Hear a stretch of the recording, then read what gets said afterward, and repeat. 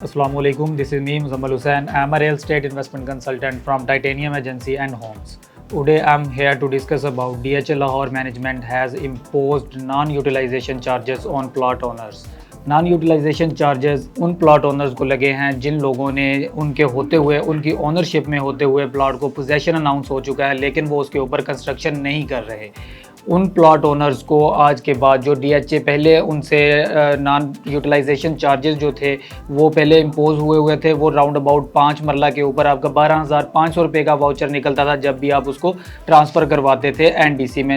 जब भी आप उसको ट्रांसफ़र करवाने के लिए सबसे पहले हम NDC पुट करते हैं, नो डिमांड सर्टिफिकेट हासिल करते हैं, तो उसके अंदर उसके जो ड्यूज़ होते थे नॉन यूटिलाइजेशन चार्जेस के वो हमारे पास पहले ही उनके वाउचर निकल के आ जाते थे, जिसमें 5 मरला का फॉर एग्जांपल आपका 12,500 रुपया नॉन यूटिलाइजेशन चार्जेस की मद में पे करना पड़ता था। और अगर हम इसमें एक कनाल की बात करते हैं तो एक कनाल के प्लॉट के लिए हमें 36,500 रुपीज़ का वाउचर मिलता था जो कि हमें पर ईयर होता था और हम उसको पे करते थे नॉन यूटिलाइजेशन चार्जेस की मद में।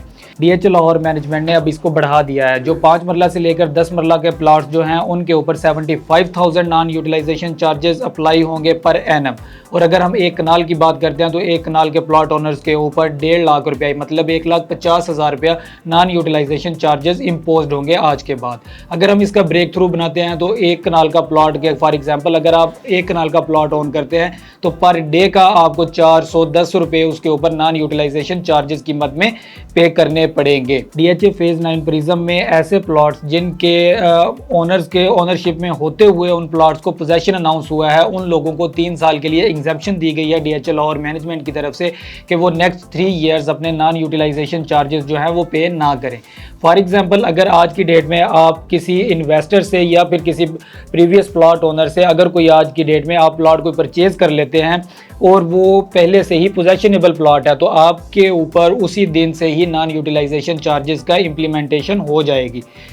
अगर आपकी ओनरशिप में होते हुए उस प्लॉट का पोजेशन अनाउंस होता है तो आपको 3 साल के लिए नॉन यूटिलाइजेशन चार्जेस से एग्जेम्पशन मिल जाएगी। अगर हम उसके बाद बात करते हैं ओवरसीज़ पाकिस्तानियों के लिए, तो ओवरसीज़ पाकिस्तानियों के लिए जैसे फेडरल बोर्ड ऑफ रेवेन्यू ने ये नई पॉलिसी मुतारफ़ करवाई थी कि जो ओवरसीज़ पाकिस्तानी हैं अगर वो नॉन फाइलर भी हो जाते हैं तो हम उनको टैक्स से एग्जेम्पशन दे रहे हैं। फॉर एग्जांपल अगर पाकिस्तानी बाहर अमेरिका में, USA में या UK में कहीं पर भी वो बैठा है और वो पाकिस्तान के अंदर अपने इनकम टैक्स रिटर्न्स फाइल नहीं कर पा रहा तो वो नॉन फाइलर हो गया है। अगर वो उधर से बैठा हुआ अपनी पाकिस्तान के अंदर प्रॉपर्टी परचेज करना चाहता है तो उसको वो 6% या फॉर एग्जांपल लेट फाइलर के लिए 6% था और नॉन फाइलर के लिए 10.6% था। अब फेडरल बोर्ड ऑफ रेवेन्यू ने उसको कम करके ओनली सभी के लिए जो ओवरसीज़ पाकिस्तानीज़ हैं उनके लिए 3% उसको मुख्तस कर दिया गया है।